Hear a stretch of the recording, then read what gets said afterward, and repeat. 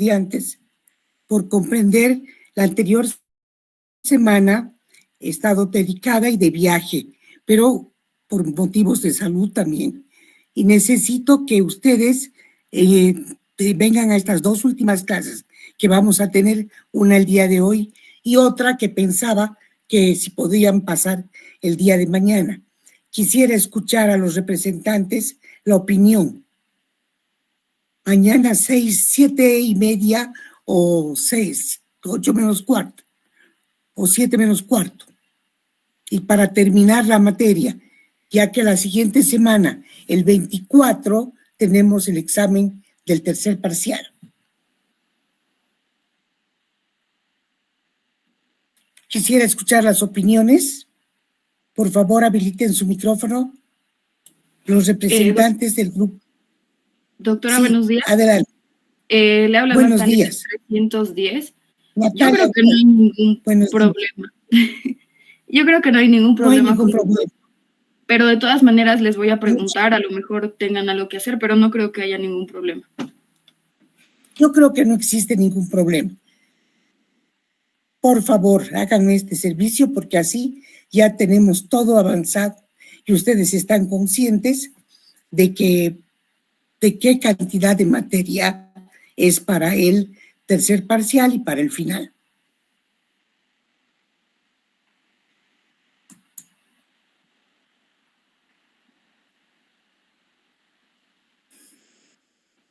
Bien, entonces, dicho esto, damos inicio a nuestra materia del día de hoy.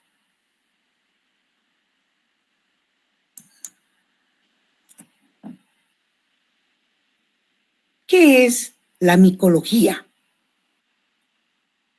La micología es en realidad una rama de la microbiología que por cierto motivo está incluida en parasitología,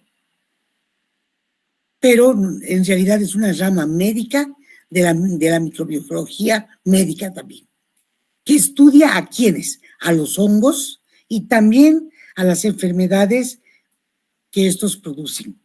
Generalmente se encarga del estudio de hongos patógenos para el ser humano, sus mecanismos de infección, cómo los infectamos, cómo se los diagnostica, cuál es el tratamiento, cómo podemos prevenirnos de estos hongos. Aunque muchos hongos son saprófitos, no representan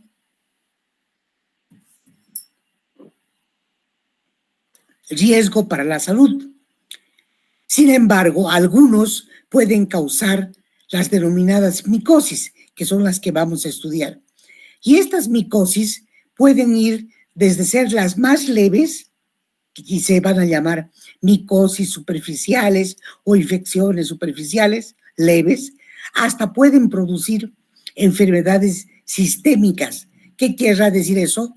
Las que van a afectar, las que son graves y van a afectar principalmente a las personas inmunocomprometidas. Porque los hongos también aprovechan que las personas tengan bajas defensas para aparecer.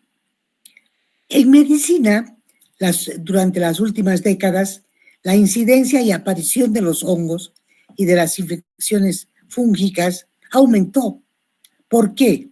Porque, por ejemplo, ahora usamos más antibióticos que antes. Hay más debido al mayor uso de terapias.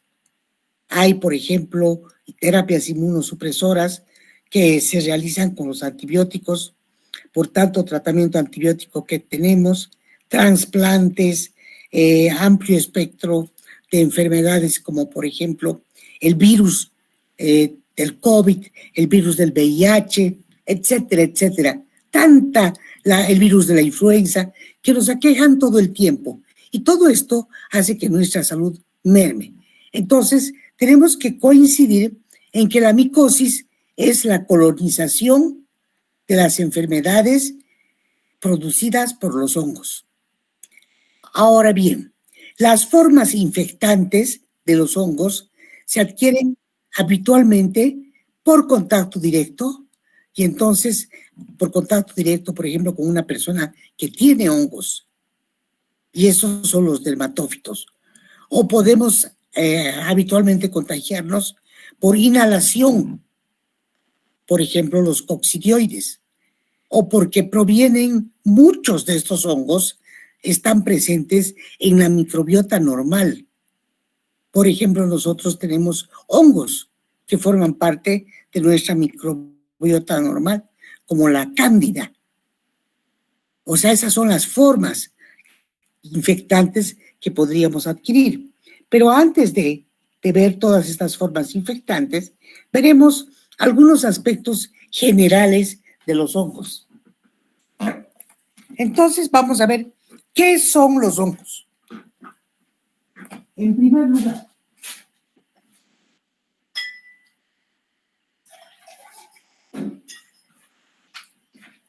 ¿qué son los hongos? Los hongos son organismos eucariotas. Y al decir que son organismos eucariotas, vamos a decir que pertenecen al reino fungi. Y que a diferencia de las bacterias, estos hongos tienen un núcleo definido, presentan, anoten por favor todo lo que no estuviese en las diapositivas, anoten. Los hongos, al ser eucariotas y pertenecer al reino fungi, se diferencian de las bacterias. Tienen núcleo definido, una pared celular compuesta principalmente de quitina y glucanos. Anoten, por favor. Quitina y glucanos. Y también carecen de clorofila. Por eso no realizan fotosíntesis. Su nutrición es heterótrofa. La efectúan los hongos, se nutren mediante la secreción de enzimas que son capaces de digerir la materia orgánica. Por lo general, todos los hongos que son patógenos realizan esta descomposición y lo almacenan a la materia orgánica en forma de glucógeno. Pueden reproducirse de forma sexual y asexual. Y asexual mediante esporas, es muy frecuente. Y las esporas son muy peligrosas porque son difíciles de destruir y quedan presentes. Por eso es que en los laboratorios en los que se trabaja con hongos hay que tener muchísimo cuidado para no infectarnos. Bien, entonces vamos a volver a ver algunas recomendaciones de los aspectos generales. Ya hemos visto esto. Veremos la clasificación de los hongos. Levaduras, se llaman levaduras, por ejemplo, cuando los hongos crecen en forma unicelular. Las levaduras son hongos unicelulares de forma ovoide y se producen o se reproducen asexualmente por gemación. Ahí tenemos varios ejemplos. El género Malassezia, el género Cándida, el género Cryptococcus son levaduras. Y también hay hongos filamentosos. Y esos son los típicos mohos de la fruta. Por ejemplo, cuando muchas veces en nuestras casas hemos visto, cuando no se consume el pan varios días, le aparecen hongos, ¿no es cierto? Esos hongos típicos que se llaman mohos. Y decimos, oh, este pan ya tiene hongos. No se puede ni volver a consumir. ¿Por qué? Porque le aparece un moho que habitualmente es de color verde o casi negro, al pan o al queso o a la fruta misma. Eso aparece sobre la naranja, sobre las mandarinas, etcétera, cuando no se consumen rápidamente. Porque están presentes en el medio ambiente muchas veces o están en la misma cáscara de los alimentos. Entonces aparecen cuando ya está mucho tiempo estos alimentos. Y forman filamentos o forman hifas que se agrupan para formar un micelio. A esos llamamos hongos filamentosos. Pero nosotros no vamos a estudiar a los hongos de las frutas, ni tampoco del pan o del queso. Nosotros vamos a estudiar los hongos que en nuestro organismo hacen daño a los filamentosos, como por ejemplo el género Microsporum, el género Trichophyton y el género Aspergillus. Entonces, si recordamos cuál es la característica principal de los hongos, tenemos que decir que los hongos tienen una estructura en su pared que está constituida por carbohidratos como la quitina, el quitosano, los glucanos que les he hablado. Y los glucanos pueden ser de tipo A y de tipo B. Pueden ser mananos, pueden ser galactanos y N-acetilglucosamina. También en la pared micótica pueden encontrarse glucoproteínas. ¿Y cuál es la función que tiene esta pared? Mantener en primer lugar, la forma celular del hongo, protegiendo al hongo de que el hongo sufra un shock osmótico frente a otros medios hipotónicos.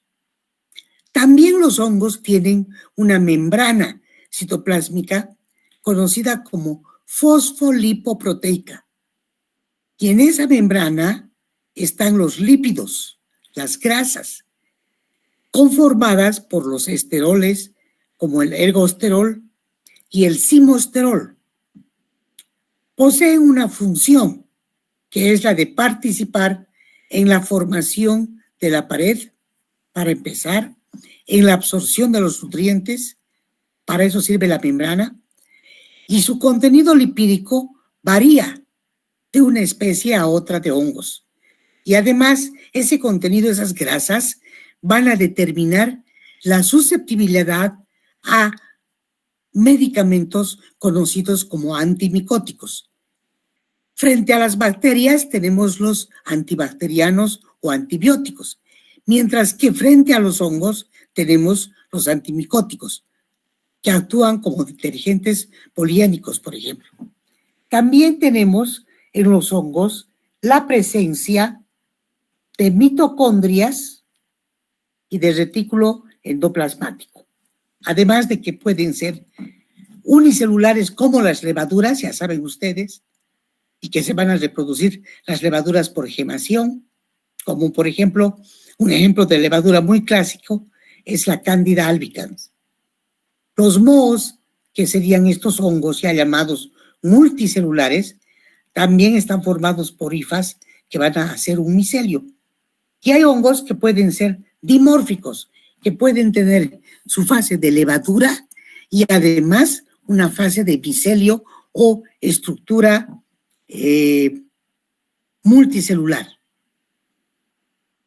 Por ejemplo, el Histoplasma capsulatum adopta forma de moho cuando está en el ambiente y de levadura en el cuerpo humano. Y así vamos a ver varios de estos, pero es momento de conocerlos. Acá tenemos, voy a mostrarles con el cursor, mi cursor me está causando problemas.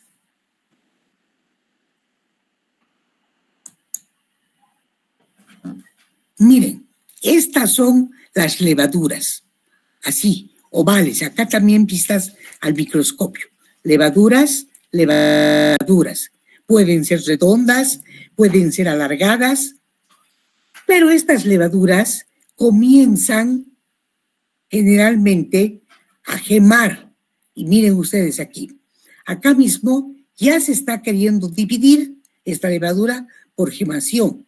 Le salen y vuelven entonces a convertirse en más levaduras.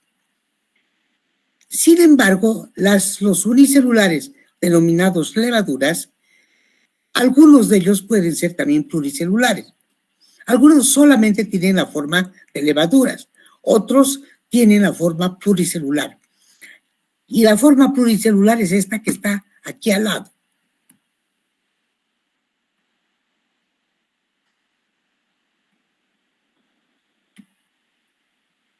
Los denominados, miren ustedes, micelios, estos, los que están con los numeritos 3 y 4, son micelios.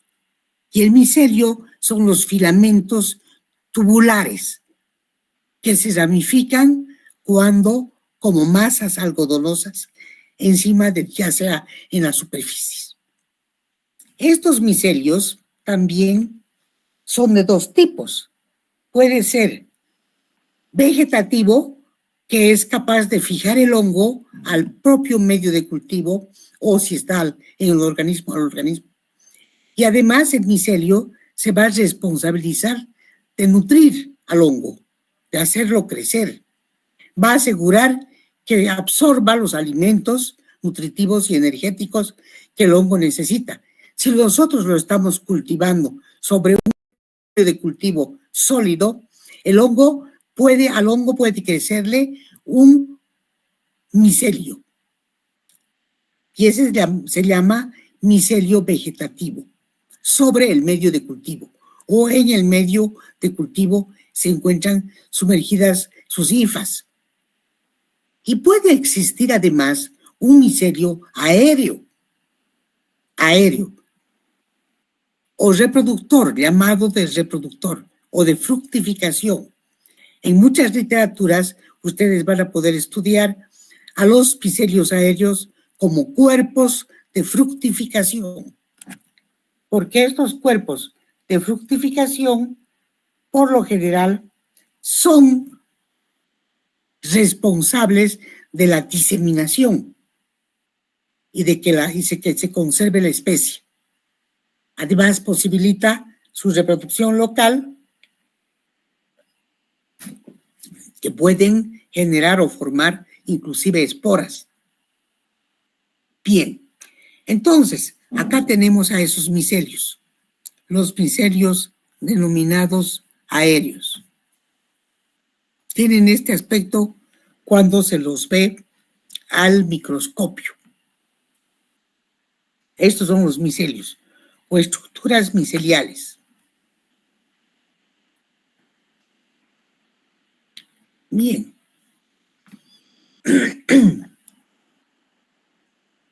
¿A qué llamamos o a qué se llama reproducción sexual? A lo que se reproduce por esporas, donde se fusionan dos núcleos haploides sexualmente diferentes y se forma una célula diploide, cigoto. Por división meiótica se forman luego 4 células haploides, esporas, que se llaman esporas, y se los denomina hongos perfectos. Estos hongos perfectos no es común que produzcan patología en los seres humanos. Y existe otra reproducción, que es la sexual, que se llama hongos imperfectos, o se produce en los hongos imperfectos. Y tiene varios tipos. Una fragmentación de hifas segmentadas. Es cuando ya aparecen estos micelios y se forman estos túbulos y les comienza a salir como una especie de cortes o segmentos que van a dar lugar a una nueva gemación y a una nueva colonia.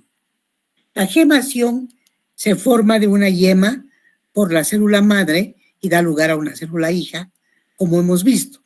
Y la esporulación es cuando se forman esporas que posteriormente inclusive pueden germinar. Esta es la introducción a lo que son las micosis, pero nosotros tenemos el encargo de estudiar los hongos de importancia clínica, los que afectan a los seres humanos. Entonces vamos a ver la clasificación de acuerdo a la importancia clínica. Y esto es en 4 partes. Las micosis se clasifican clínicamente según la localización anatómica de la infección y el tipo de hongo involucrado. Existen 4 grandes grupos. Los de las micosis superficiales o cutáneas. Así se llaman, micosis superficiales o cutáneas. Y son los que van a afectar, por ejemplo, a la capa más externa de nuestra piel, de nuestro cabello o de nuestras uñas. Y esos serán micosis cutáneas o superficiales. Estas micosis cutáneas se llaman superficiales porque no invaden tejidos profundos ni provocan respuesta inflamatoria significativa. Esta generalmente es causada por hongos queratinolíficos. Ejemplo, la pityriasis versicolor por Malassezia furfur. Otro ejemplo puede ser la tiña negra que se produce en las cabezas, Ortaea wernicki, la piedra blanca y la piedra negra, que son hongos del cabello. Esos son ejemplos de micosis cutáneas. Afectan piel, repito, cabello, uñas, de forma más invasiva que las superficiales. Provocan inflamación y generalmente están causadas por dermatófitos. Así se llaman. Como afectan a la piel, también se llaman dermatófitos. Los géneros más comunes en estos cutáneos van a ser el género Trichophyton, Microsporum y Epidermophyton. Pero no se preocupen, vamos a estudiar uno por uno a ellos.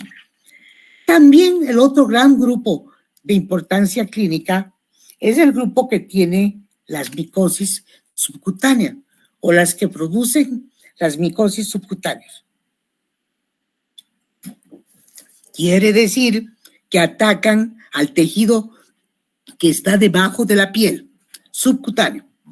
Y estas ya forman infecciones crónicas que afectan la dermis, porque nosotros tenemos en la piel epidermis y dermis, ¿no es cierto? Entonces estos ya van a atacar subcutáneamente a la dermis, que es el tejido subcutáneo. Inclusive, a veces, van a llegar hasta el hueso. A veces, no siempre. Generalmente, estas micosis subcutáneas se asocian a traumatismos que tienen, por ejemplo, un golpe o una caída con una madera, con materia vegetal contaminada. Y entonces aparece la micosis subcutánea. Ejemplos. Aquí podemos tener algunos hongos como, por ejemplo, el Sprotrix o la esprotricosis, el micetoma, la cromoblastosis o la feohifomicosis. No se preocupen, también vamos a estudiar. Hay otro tercer grupo, que es el que está constituido o va a estar constituido por las micosis profundas o sistémicas. ¿A qué llamamos profundas o sistémicas? Cuando ya es atacado algún órgano del organismo. Fundamentalmente, ¿cuál es atacado por los hongos? El pulmón ataca los hongos. Fundamentalmente, pueden atacar otros hongos, otros órganos. Y a eso llamamos micosis profundas o sistémicas, porque ya se atacan muy profundamente. También hemos mencionado una cuarta categoría que vendrían a ser las micosis oportunistas. Ahí esta categoría de las micosis oportunistas es son las micosis, se agrupan las micosis que van a presentarse generalmente en pacientes que sufren de inmunosupresión y estas van a ser causadas por hongos que no son patógenos en individuos inmunocompetentes. Bien, comenzamos entonces el estudio de nuestros hongos viendo primeramente las micosis superficiales, las primeras micosis. Ahí está. ¿Qué son estas micosis superficiales? Hemos dicho ya que las micosis superficiales van a afectar ¿a dónde? A la capa más externa de la piel, del cabello o de las uñas. no van a invadir tejidos profundos, ni van a provocar una respuesta inflamatoria muy significativa. Entonces, ¿quiénes van a ser los de estas micosis superficiales? Aquí tenemos, justamente para que ustedes vean. Son producidas por lo general por dos grandes grupos de hongos. Los primeros se denominan levaduras, los hongos unicelulares, como levaduras. Y los dermatófitos que actúan o se localizan sobre la piel, como están viendo ustedes, que llevan a una alteración en la piel.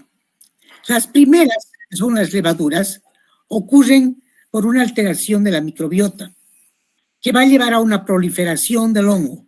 Y las segundas, que estoy mostrándoles acá, que ya son los dermatófitos, conocidos como, con el nombre de tiñas, porque tiñe la cara de las personas, miren estas tiñas, las enrojecen, etcétera, etcétera. Son infecciones exógenas, en que el contagio está dado porque a veces nos es transmitido por un animal, por ejemplo, un gato o un perro. Generalmente, cuando tenemos la mala costumbre de besar a los animales, nos podemos contagiar de hongos. Si el animalito, por lo general, puede ser portador y no mostrar el hongo, pero es portador.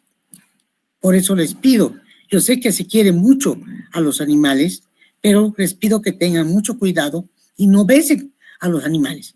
O a veces, inclusive, nos podemos contagiar de otra persona que estuviera contaminada. Esas son las micosis superficiales. Estudiaremos primeramente a las micosis superficiales causadas por levaduras. Esta es una fotografía que aquí les estoy mostrando con el cursor, que es fotografía con microscopio electrónico. Así se ven las levaduras. Miren, algunas ya se están queriendo dividir por gemación. Están saliendo hifas gemantes, ¿no es cierto? Ya. Entonces, estas son las levaduras. Vamos a ver además que las micosis que están causadas por levaduras tienen importancia en dermatología y son de dos tipos. La cándida SPP quiere decir sin identificación de especie, y la malacesia SPP también es otro género que tiene importancia en dermatología. Estos hongos viven normalmente en los seres humanos, inclusive pueden estar en nuestra microbiota, sobre nuestra piel, o en sitios donde tenemos microbiota abundante.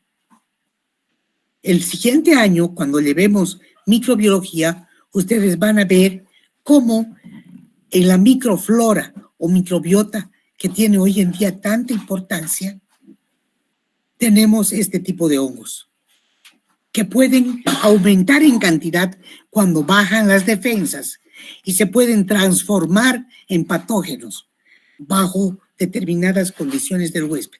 O el huésped ha sufrido alguna cirugía o una cortadura o un golpe. Entonces, estos hongos que normalmente están habitando la piel, las uñas, etcétera, etcétera, pueden invadir. Y entonces los de mayor importancia son estos dos géneros. El género Cándida, sin identificación de especie, no estoy diciendo ninguna especie en este momento, y el género Malacesia. Bien. A ver, veremos la candidiasis. ¿Qué es la candidiasis? Es una infección clínica producida por levaduras, ¿cierto? Del género Candida SPP, sin identificación de especie. ¿Qué causas importantes favorecen a que aparezca esta cándida? Por ejemplo, causas locales, como el aumento de la humedad. Aparece en este caso, miren, sobre la lengua de este pequeñito. que vemos acá. Eso se llama muguet o cándida. Aumenta la humedad. Otros pueden aparecer en la sudoración, por la sudoración en los pliegues del cuerpo, o en la maceración cutánea por obesidad. Personas que son extremadamente gorditas, miren, presentan este tipo de lesiones, porque el sudor se fermenta y se macera, ¿no es cierto? Y aparece esta cándida. Ahora, en los niños, en los bebés, es fisiológica su aparición. ¿Por qué? Porque ellos están lactando, todo el tiempo están humedeciendo su lengua. También pueden aparecer durante la menstruación, durante el embarazo. A esos son apariciones fisiológicas. Ahora, estas cándidas no solo son locales, pueden tener para su aparición algunos factores sistémicos, como por ejemplo personas diabéticas que tienen una endocrinopatía, una enfermedad como la diabetes mellitus, u otras personas que pueden tener afectada la tiroides, una glándula del cuerpo, o algunas que tienen enfermedades debilitantes o inmunodeficiencias. O aparece a veces también porque hemos hecho un tratamiento con medicamentos o anticonceptivos o corticosteroides o antibióticos por mucho tiempo, y entonces se ha debilitado nuestro sistema inmune, han bajado las defensas, y entonces estos hongos, estas levaduras, atacan. Aquí están. Y podemos observarlas en forma de cándidas o en este género aquí. Miren acá, esta es una plaquita de laboratorio de una tinción que seguramente van a poder mirar en la práctica del género cándida. Bien. Aquí está teñida con una tinción simple.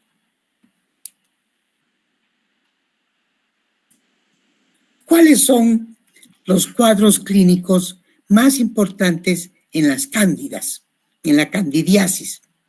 ¿Dónde va a aparecer?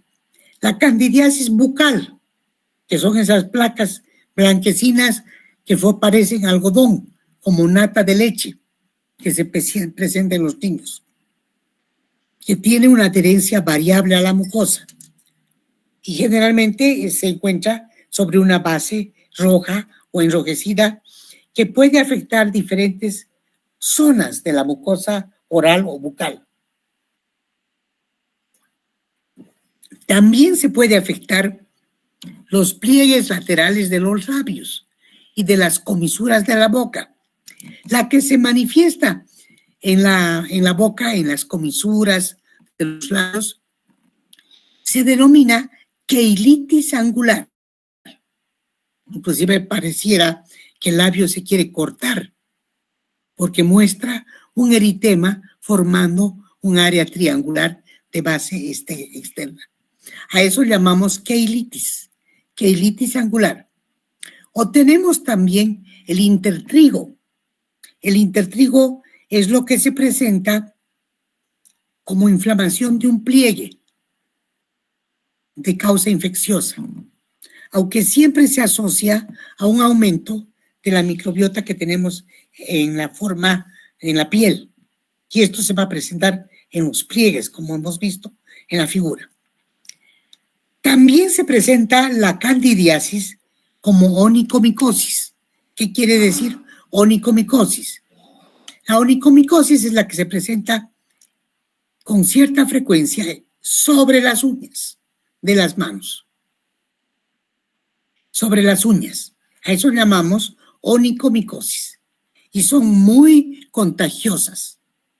Por eso, las personas que trabajan con uñas, los médicos, los dermatólogos, se pueden infectar con cierta frecuencia si no tienen la precaución de colocarse y trabajar con con guantes. Y es muy peligroso, onicomicosis. Hay que extremar los cuidados para trabajar con hongos. Las candidiasis genitales, también, cuando la cándida se transmite o está presente en lugares, en sitios como la vagina, por ejemplo, puede transmitirse a la pareja, en el caso de que uno de ellos pueda presentar la patología. Se puede transmitir después de una relación sexual muchas veces traumática. Bien, el otro género de las levaduras, conocido como Malassezia, es el agente causal de una enfermedad que se conoce como pityriasis versicolor. Versicolor. Es una enfermedad también producida por levadura y es de distribución mundial. Aparece por lo general sobre la piel, como están observando en estas dos imágenes que les estoy mostrando. Miren, y justamente se llama pityriasis versicolor porque podemos observar partes completamente enrojecidas y otras normales, ¿no es cierto? Lo mismo aquí. Miren, está formando la pityriasis versicolor. Son máculas circulares que pueden medir milímetros, algunas centímetros, con límites bien definidos y que presentan algunas escamas finas que se desprenden al pasar la uña. El periodo de la pityriasis puede ser 20 días y para que aparezca se debe considerar algunos factores importantes. El aumento de la humedad, de temperatura, el aumento del sebo sobre la piel, la hiperhidrosis, muchas veces los estados de inmunosupresión. ¿Cómo se maneja, en este caso, la pityriasis? El manejo terapéutico es con productos tópicos que tengan efecto exfoliante, como jabones, lociones o cremas que contengan azufre o ácido salicílico, o también algunos antimicóticos tópicos. Cuando el área es muy grande, se debe realizar ya tratamiento por vía oral, o sea, tomando pastillas. A eso me refiero. Vamos ahora a estudiar las micosis producidas por dermatófitos. Miren, acá voy a mostrarles esta fotografía de microscopio óptico. Cuando sea de microscopio óptico, les voy a decir, esta es de microscopio óptico. Está teñida con azul algodón de lactofenol. Esa es la tinción especial para los hongos. Azul algodón de lactofenol. Estos hongos tienen un micelio. Esto que hemos sacado de la superficie de un medio de cultivo. Y lo hemos llevado a una plaquita. O a veces, no solo de un medio de cultivo, sino que podemos raspar la piel de la persona, porque esta es una micosis superficial, y la colocamos con un scotch sobre una plaquita o portaobjetos. Teñimos con azul algodón de lactofenol y observamos de este color. No solamente se observa el micelio, miren, como en estos casos. Aquí podemos ver todos estos filamentos miceliales, sino que también se observan las hifas. Estas son las hifas, los segmentos que se van produciendo como cuerpos de fructificación y se llaman hifas. Están aquí, le crece como a los lados de los tallos, podríamos decir. Bien, entonces, esos son los dermatófitos. Ese aspecto tienen cuando se los observa al microscopio. Son hongos, parásitos que tienen mucha queratina. Quiere decir que son capaces de infectar estructuras como el estrato córneo de la piel, de las uñas y del pelo. Los géneros más importantes de los dermatófitos son el Trichophyton, que se escribe así como están viendo, Trichophyton, y se lee como Trichophyton. Perdón, estoy muy afectada de mis cuerdas bucales, por eso también no he dado muchas clases en las anteriores semanas.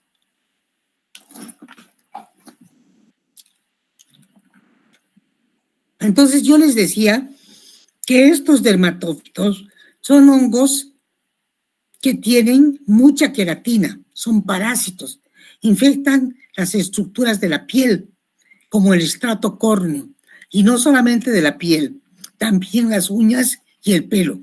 Y los más importantes de estos géneros son el género Trichophyton, que podemos simbolizarlo con T, el Microsporum con M, esos son los más importantes, y el Epidermophyton, que está aquí abajo, miren, está escrito aquí abajo, Epidermophyton, que lo vamos a representar con la letra E. ¿De dónde podemos contagiarnos estos? De los animales. Esas son las fuentes de infección. Los gatos, los perros, los conejos, y no me digan que no besan a los gatos. Besan a los gatos, a los perros. Muchos inclusive crían conejos. No crían ratones, pero los ratones están presentes a veces en las casas y dejan hongos. O a veces están presentes también sobre el ganado equino, sobre los caballos. Y por eso es que estos hongos dermatófitos se llaman zoofílicos, porque también están presentes en animales o en animales bovinos. El más frecuente, por ejemplo, hay una especie que se llama Microsporum canis. Hay otra que también es bien frecuente, y esta que dice canis precisamente ha sido llamada así porque aparecen los perros. Otra se llama Trichophyton mentagrophytes. También están presentes en los perros o en el ganado bovino. Cuando ya van a los seres humanos, se van a llamar hongos antropofílicos. Y el más frecuente en el ser humano es el Trichophyton rubrum. Ese solamente está en los hombres, en los seres humanos. Ahora, pueden provenir de la tierra que contamina nuestras casas. De ahí la importancia del cuidado que debemos tener. Y estos hongos que provienen de la tierra se llaman hongos geofílicos. Y el más frecuente es el Microsporum gypsum. Algunos otros hongos nos contagiamos por contacto directo o indirecto, por usar ropa contaminada, zapatos contaminados todo el tiempo, como los tenis, ¿no es cierto? Los zapatos de tenis, peinetas contaminadas con escamas o pelos de algunas personas. Algunas personas también tienen una predisposición genética. Otras resisten a estas infecciones, pero otras fácilmente se contagian. Entonces ya saben de qué tienen que cuidarse. Cuando se presenta una enfermedad superficial, como la tiña de la cabeza, que va a comprometer el cuero cabelludo y además el cabello o pelo circundante. Esta enfermedad o tiña afecta fundamentalmente a los niños y puede presentarse de manera redonda como moneda, con una forma no inflamatoria o a veces inflamatoria. Las tiñas no inflamatorias, tenemos ahí la tiña tonsurante microspórica, que es producida por Microsporum canis y se presenta como una placa eritematosa con descamación grisácea. Muchas veces es una sola, infrecuentemente a veces es múltiple, a veces 2, 3. Es asintomática al principio o tiene pequeño escozor. Es bien delimitada y bien redondeada. ¿Y a qué llamamos tiña tonsurante tricofítica? Producida por Trichophyton tonsurans y Trichophyton violaceum.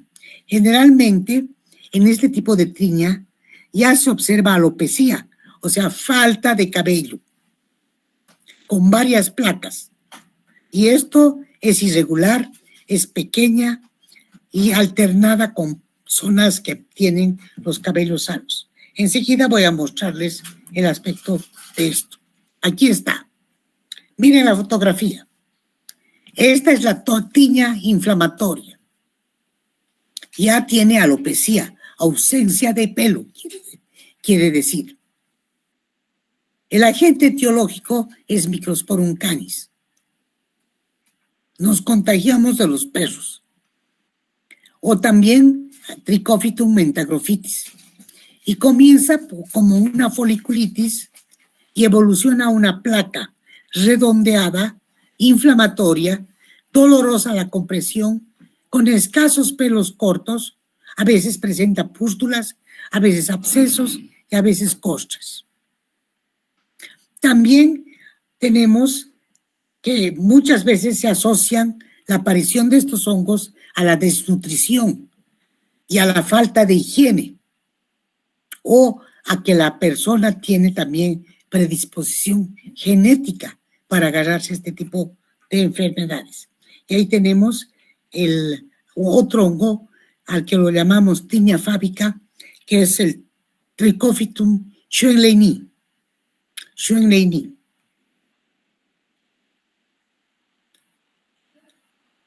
Veremos ahora la tiña del cuerpo. La tiña del cuerpo incluye todas las tiñas que puedan aparecer en las distintas partes de la piel, excepto algunas zonas específicas, como el cuero cabelludo, las palmas, las plantas, la zona inguinal y las uñas.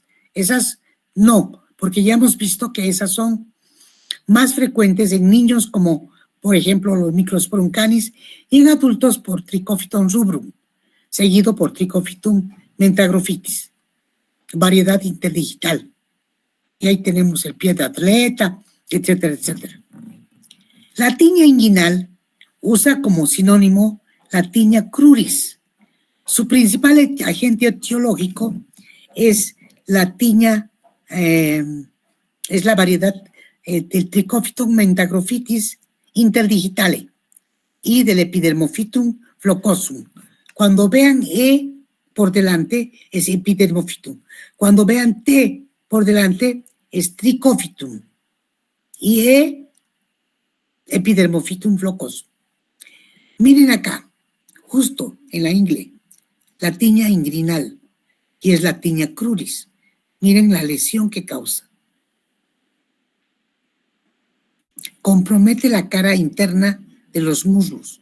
Y estas ya tienen formas asimétricas, ya no tienen formas redondeadas. Son lesiones asimétricas.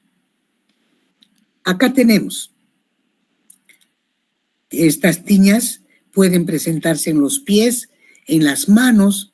La presentación más frecuente es la forma hiperqueratótica palmar, en la palma de las manos, difusa, que tiene eritemato de escamación o exfoliación o anhidrosis.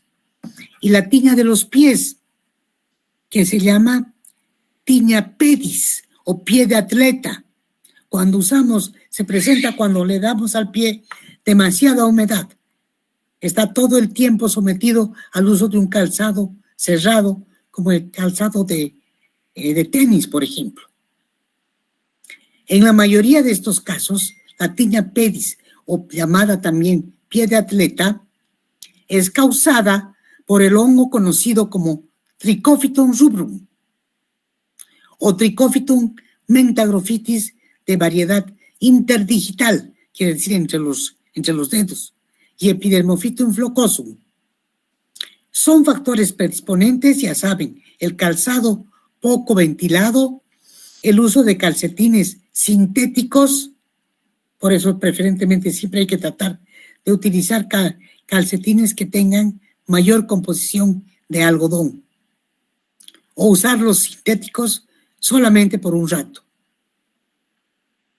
A veces nos contagiamos en los baños públicos o cuando caminamos en piscinas públicas sin utilizar una chinela o un calzado apropiado para ir a la piscina o al sauna. Entonces, estos son hongos que habitualmente se transmiten y nos contagiamos en estos sitios también. De excesiva humedad. Estas son las peores, ¿no? La tiña de las uñas. A la infección por estos hongos o por estas uñas se las llama onicomicosis. Y estas son producidas por dermatófitos y se los define como tiña de uñas. Tiña unguium o onicomicosis dermatofítica. Es más frecuente en adultos, rara vez en niños. Afecta a las uñas de los pies en un 80 a un 90% de los casos. Y los dedos más afectados son el dedo pulgar, el primero y el quinto. Se van a fijar. Se asocia con frecuencia a tiñas de manos o de pies. Y son bien difíciles de erradicar, de curar. Este tipo de personas, por ejemplo, no debe acudir a sitios públicos para hacerse las manos o las uñas, porque van a poner en riesgo. Ellos propiamente se tienen que realizar el cuidado de sus uñas para no evitar contagiar a otras personas. Porque estos tipos de hongos que ya producen las tiñas de las uñas o las onicomicosis son muy, muy contagiosas. Esporulan y se van al medio ambiente y nos podemos agarrar.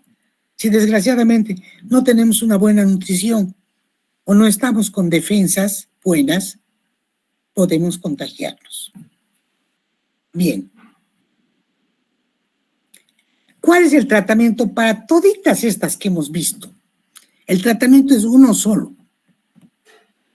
Porque dado que estos hongos son células eucarióticas, hay que tratar de inhibir sus vías metabólicas para evitar que sigan creciendo y que no afecten a las células humanas. Y hay una gran cantidad de drogas antifúngicas, pero sin embargo, esa cantidad de drogas antifúngicas es escasa en relación a los antibióticos. Nada más tenemos la mayoría de los antimicóticos, tópicos y sistémicos, como la nistatina, cuyo mecanismo de acción es inhibir o bloquear la síntesis de la membrana de la célula fúngica, de la célula del hongo. Una excepción es la grisofulvina. La grisofulvina actúa inhibiendo la división celular. La nistatina solamente tiene actividad superficial a nivel de la superficie de la boca, del tracto gastrointestinal, en el ano y en la zona perianal que no se absorbe. La grisofulvina tiene actividad sobre todos los dermatófitos, pero es inactiva contra las levaduras. Y generalmente esta grisofulvina tiene que tomarse con comidas ricas en grasas para lograr una buena absorción. El ketoconazol, que es muy conocido, es activo contra levaduras y todos los tipos de dermatófitos. Tiene reacciones adversas hepáticas, dependientes o independientes de la dosis. También atacan al corazón, son cardiotóxicos cuando se asocian a otras drogas. Por eso es que estas drogas se tienen que tomar por receta médica, porque los médicos saben exactamente qué cantidad, cuál es la dosis, cuál forma, si por vía oral o por forma tópica. sobre la piel o sobre las uñas, cómo se va a utilizar. También el fluconazol, o sea, son 4: nistatina, crisiofulvina, ketoconazol y fluconazol. El fluconazol tiene amplio espectro. ¿Qué quiere decir eso? Que actúa contra las nervaduras y contra los dermatófitos, como los tricófitum, los microsporum, los epidermophytum, sobre todos ellos. Se llama fluconazol. Se une pobremente a proteínas, se solubiliza en el agua, puede difundir ampliamente a fluidos corporales. Con esto habríamos terminado las micosis superficiales y pasaríamos a las micosis subcutáneas, que ya son infecciones crónicas. Bien, vamos a postear las micosis subcutáneas. Un momentito, por favor.